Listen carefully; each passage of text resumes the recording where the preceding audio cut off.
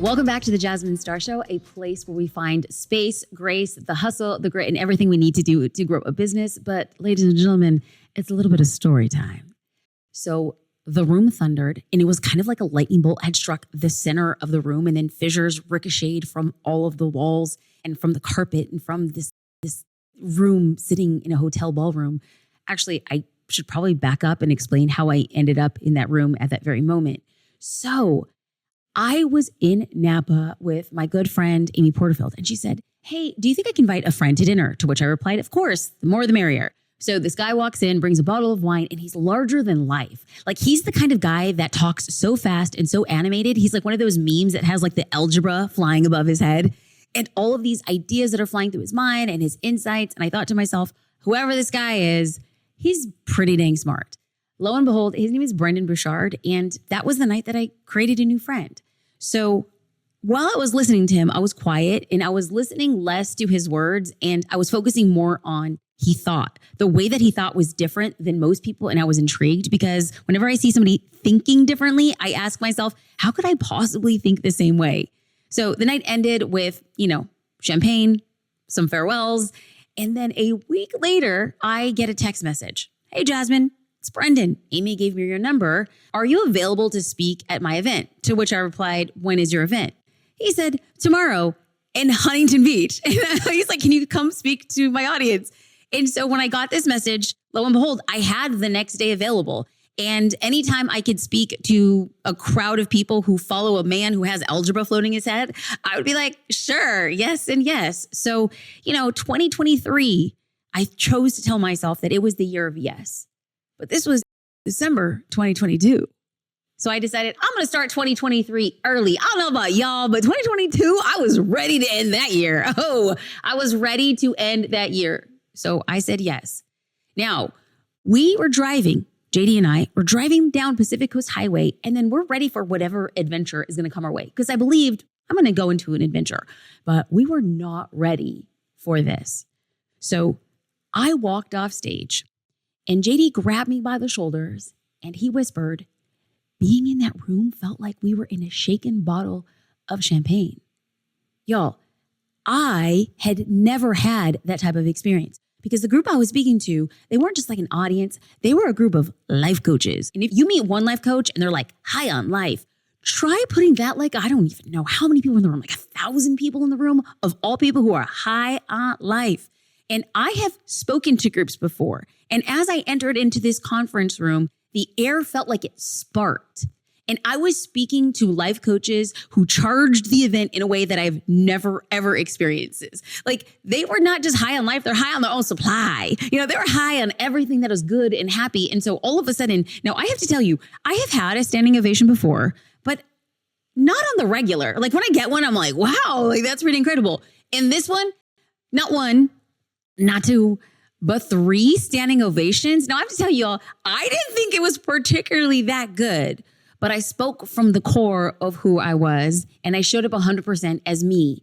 And I said things that life coaches needed to hear, that they are good enough and they are strong and somebody in the world needs their message, but we have to stop ourselves from stopping ourselves showing up and building a brand on social media. That right there. So I believe that when people were giving me a standing ovation, they were just giving themselves a standing ovation. That is my God honest truth.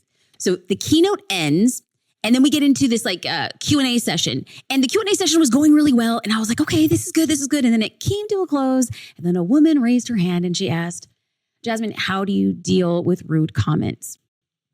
Now, the day that this woman is asking me how I deal with rude comments, little does she know that just that morning on my Facebook page, somebody had left a comment and it had said, "You wouldn't be where you were if it wasn't for," and then she listed X, Y, and Z. "Why aren't you actually attributing credit to who got you to where you are?" I read this comment and it kind of just sucked the energy out from where I was in that moment. And so what I decided to do is to take a step back. But what I then did was I went into the social curator community and I was actually talking about the framework I use to, deal with negativity on the interwebs, because it's not a matter of if, but a matter of when. So now that I had seen that comment And then I debated whether or not I was going to respond. And then I did the coaching session. And then I get on a stage that day. And lo and behold, a woman asks how I deal with it when little does she know. That morning I had. So she asks that question and the energy shifts in the room. Because it's one thing to have an opinion and be on my own and be in my office and respond. It's an entirely different thing to be on a stage and have to deal with this publicly. So the energy shifts and then I pause, and y'all, if you don't know, now you know, I'm 50% holy and I'm 50% hood. So I'm standing on the stage and I'm debating how to answer. Brass knuckles and asking somebody to hold my hoop earrings. That didn't seem appropriate in a room full of life coaches. Instead, I've shared my 3-part framework for how to deal with rude comments. Number 1, do I think that the comment is rooted in vitriol, falsities, or hate? If yes, I'll delete it because I ain't got time for that trash. Bye-bye. If not, then I move to my second consideration. Number 2, do I want to respond? If I don't want to respond, I don't. I don't mind leaving comments that disagree or oppose my opinion as long as they're respectful to all followers. If the answer is yes, then I move to my third consideration. Can I respond using only facts with a clear reason why I'm responding? The answer is yes. I create a responsive reply, not a reactive reply. Now, the difference between the two is that one is rooted in emotion. And let me tell you, emotion gets messy on social media. Now, if I respond using logic, facts, and respect, then I believe both parties are in a different place. Do I hope that rude or negative comments come your way? Yeah, I do. When someone disagrees with your point of view, congratulations, you have arrived. Your perspective is worthy of somebody's opinion, time, and attention. And those 3 things are the most valuable assets online. Congratulations. You won.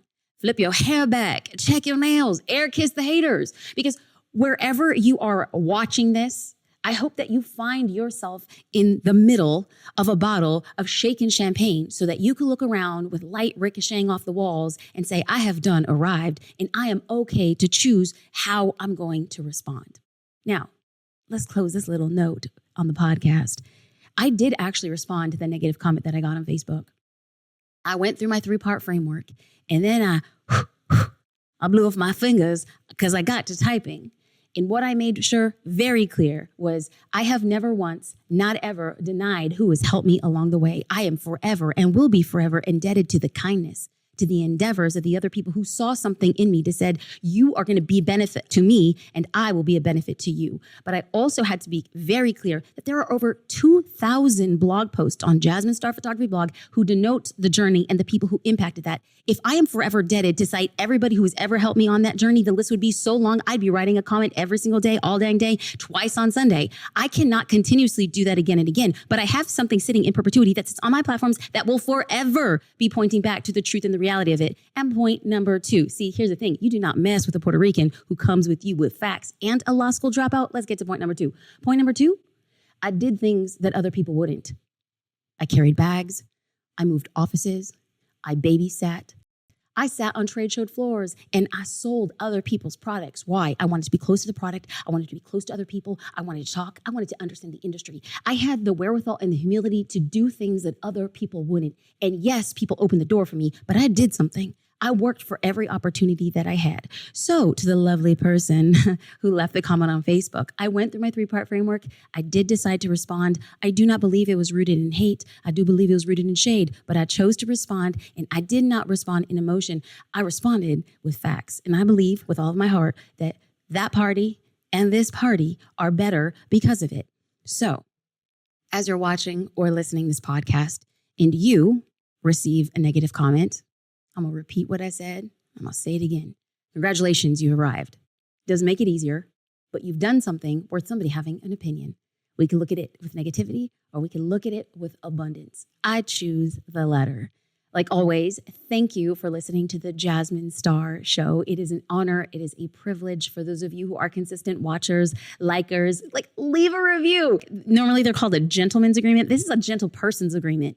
This podcast is created, number 1, from love. Number 2, it's free to you for listen. Number 3, there are no commercials on this podcast. Number 4, your girl is paying the bill for you to enjoy this type of content. If you made it to this point, the only thing I would ask in return is to like, is to subscribe, is to leave a review, is to take a photo of yourself, whatever it is you're doing as you're watching or consuming this content, and tag me. Why? Number one, to thank you personally. And then number two, I want other people to know how they can join this community of hustlers, of dreamers, of believers, so that we can create something together for a better future. Yes and amen. Much love and gratitude to the people who leave reviews for the podcast. Special love to Christine DT, who writes, I just found your podcast and I love it. I feel like you're authentic and really, really want to help people succeed. Thank you.